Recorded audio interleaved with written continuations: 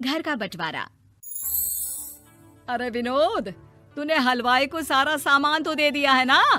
अक्षय की शादी में कोई कमी नहीं रहनी चाहिए। आखिर सबसे छोटा भाई है तुम सबका। हाँ माँ, आप चिंता मत करो, मैं पूरा ध्यान रखूंगा। मंगल बेटा, तूने तो कहा था कि फूल का ऑर्डर दे दिया है, यहाँ तो फूल पहुँचे ही नहीं। अब क्या बहू की विदाई के बाद फूल आएंगे? माँ, मैंने अभी बात की है फूल वाले से, वो रास्ते में ही है। आप किशोर भैया से क्यों नहीं कहती कुछ करने को? किशोर पहले ही मेरे बताए काम कर रहा है। पास के सभी रिश्तेदारों और मोहल्ले वालों को कार्ड वही तो देकर आया था। रिसेप्शन के लिए हॉल भी उसी ने बुक किया था। टेंट कुर्सी वालों को भी तो वही देख रहा है। पर कई मोहल्ले वाले तो हमारे भरे पूरे परिवार से जलते भी है, उन्हें बुलाने की क्या जरूरत थी? बेटा, शादी ब्याह में तो बुलाना ही पड़ता है, नहीं तो लोग क्या कहेंगे। दादी दादी देखो ना, हलवाई अंकल हमें लड्डू नहीं दे रहे, आप इनको डांटो ना। अरे चैन सुख दे देना बच्चों को लड्डू, क्यों तंग कर रहा है इन्हें? बीबी जी, मैं कहाँ मना कर रहा हूँ, लेकिन लड्डू बनते ही ये बच्चे उठा उठा कर खा लेते हैं। अरे मैं तो इन्हें थाल में रख के परोस भी नहीं पा रहा। भागो, अब कोल्ड ड्रिंक पीने चलते हैं। भागो भागो, अब कोल्ड ड्रिंक पीने चलते हैं। जैसे कि आप देख रहे हैं, आज इस घर के सबसे छोटे बेटे अक्षय की शादी है। घर में बहुत चहल पहल है। कुलभूषण की बीवी कमला को फुर्सत ही नहीं है कामों से, लेकिन कुलभूषण और घर के बाकी लोग कहाँ हैं? आइए देखते हैं। अजी, आप यहाँ आराम से बैठकर गाने सुन रहे हो और घर में अभी तक इतने काम बचे हैं करने को। अरे भाई, मेरे सबसे छोटे बेटे की शादी है, इसके बाद तो मैं अब चिंता मुक्त हो ही जाऊंगा। और फिर घर में तुम हो, बेटे बहुएं हैं, तुम लोगों के होते हुए मैं क्यों काम करूं? मैं तो शान से बेटे की शादी में जाऊंगा तैयार होकर। अरे ठीक है, अब आप आराम ही कीजिए।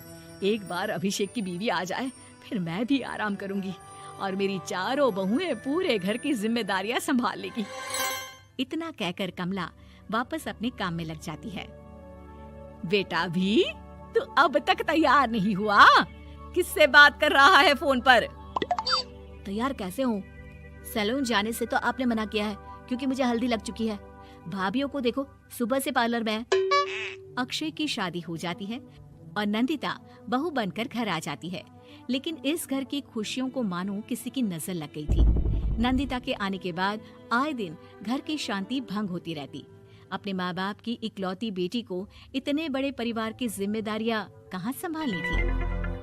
अभी देखो ना, मेरे हाथों की मेहंदी भी अभी नहीं उतरी है और तुम्हारी मम्मी ने मुझे घर के कामों में लगा दिया।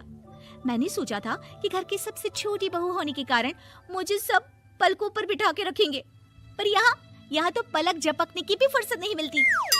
देखो नंदू, शादी के पहले ही मेरे घर वालों ने तुम्हें और तुम्हारे पेरेंट्स को बता दिया था कि मैं जॉइंट फैमिली में रहता हूँ, तो फिर अब ये शिकायत क्यों? और फिर तुमसे पहले मेरी भाभी भी तो आई थी शादी करके, उन्होंने तो कभी कुछ नहीं कहा। नंदिता तब तो चुप हो जाती है, लेकिन ऐसा बहुत दिनों तक नहीं चलता। अरे नंदिता, माँ बाबूजी की दवाई का टाइम हो गया है, उन्हें दवाई दे आओ और उसके बाद सबके लिए नाश्ता बना देना। पर भाभी, मैं तो अभी अपना फेवरेट सीरियल देख रही हूँ, प्लीज मेरी जगह आप कर लो ना ये काम। ठीक है, मैं तेरी जगह माँ बाबूजी को दवाई दे आती हूँ और नाश्ता बना लेती हूँ। तू मेरी जगह पूरे घर की डस्टिंग करके पांचों बच्चों को स्कूल के लिए तैयार करके भेज देना और दोपहर का खाना बनाने के बाद कपड़े धोकर सुखा देना। उसके बाद हम दोनों मिलकर बाजार जाकर सब्जी ले आएंगे, फिर डिनर की तैयारी कर लेंगे और उसके बाद बस बस भाभी, मैं माँ बाबूजी को दवाई देकर सबके लिए नाश्ता बना देती हूँ। हे भगवान, ये कहाँ लाकर फंसा दिया मुझे। मेरे घर में तो गिनती की 8 रोटियाँ और 2 सब्जी बनती थी और नाश्ता निपट जाता था। यहाँ तो रोटियों का ढेर और सब्जियाँ बड़े बड़े पतीलों में बनानी पड़ती है। नाश्ता बनते बनते लंच का टाइम हो जाता है और लंच बनते बनते डिनर का। अभी मुझ में तुम्हारे पूरे परिवार का नखरा उठाने की और ताकत नहीं बची। मैं ऐसे नहीं रह सकती। अरे तो क्या चाहती हो तुम? मुझे अलग रहना है बस। तो ठीक है, हम कल ही शिफ्ट हो जाएंगे किराए के घर में। इतना बड़ा घर होते हुए हम किराए पे क्यों रहेंगे? ना जी ना, घर में ही दीवार खड़ी करो अपने हिस्से के आगे। घर के साथ साथ घर की खुशियों में भी दीवार खींच जाती है। ऐसे ही कई महीने बीत जाते हैं और नंदिता माँ बन जाती है। बच्चे के आने से अभिषेक के कंधों पर खर्चों का बोझ आ पड़ता है। अभिषेक का बोझ कम करने के लिए नंदिता भी पार्ट टाइम जॉब कर लेती है, लेकिन इससे उसके सर पर नौकरी, घर और बच्चे की जिम्मेदारी बढ़ जाती है। नंदिता, ये क्या है? तुमने घर भी ठीक से साफ नहीं किया, ना ही मेरे कपड़े धुले हैं। चिंटू के बाल भी कटवाने जाना था, देखो उसके बाल कितने बढ़ गए हैं। अरे करती क्या हो पूरा दिन तुम? मैं करती क्या हूँ?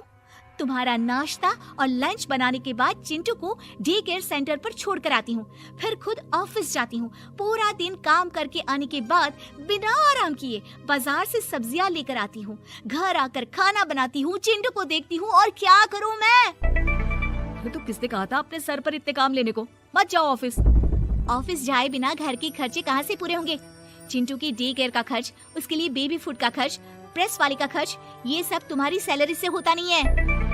अगर परिवार से अलग नहीं होती तो इतनी मुसीबतें नहीं उठानी पड़ती तुम्हें परिवार के साथ मिलकर काम करने में दिक्कत थी, लेकिन काम तो अब भी बहुत है तुम्हारे सर पर। चिंटू को भी डे केयर भेजने की जरूरत नहीं पड़ती।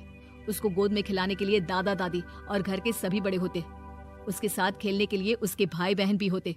मेरे तीनों बड़े भाइयों के बच्चे भी बड़े हुए हैं, लेकिन बिना महंगा बेबी फूड खाए, क्योंकि मेरी माँ और भाभियाँ बहुत अच्छे से जानती है कि बच्चे को क्या खिलाना चाहिए। बिजली के बिल जैसे खर्चे भी सब मिलकर बांट लेते थे, लेकिन तुम्हें तो सबसे अलग रहने में ही मजा आता है, तो अब शिकायत क्यों करती हो? बस करो अभिषेक, बस करो। मैं मानती हूँ कि मैं गलत थी। मेरे एक गलत फैसले ने हमें बिल्कुल अकेला कर दिया है सबसे। एक घर में होते हुए भी हम बाकी परिवार से अजनबियों की तरह रह रहे हैं। अभिषेक और नंदिता की सारी बातें घर के बाकी लोगों को सुनाई दे रही थी। तभी कमला बोल पड़ती है। अरे नंदिता बहू, किसने कहा कि तुम अकेले हो? तुम्हारा इतना भरा पूरा परिवार है ना तुम्हारे साथ। हम तो बस ये चाहते थे कि तुम अपनी गलती समझ जाओ। अगर हम तुम्हें समझाते तो शायद तुम ना समझती, लेकिन अपनी गलती का एहसास तुम्हें खुद हो गया है, तो अब तुम समझ चुकी हो परिवार में एक साथ रहने का मोल क्या होता है। मम्मी जी, मुझे माफ कर दीजिए, अब ऐसा दोबारा कभी नहीं होगा। अरे माफी बाद में, पहले मेरा पोता जरा मेरी गोद में तो दे, और तू जाकर सबके लिए चाय बना ला।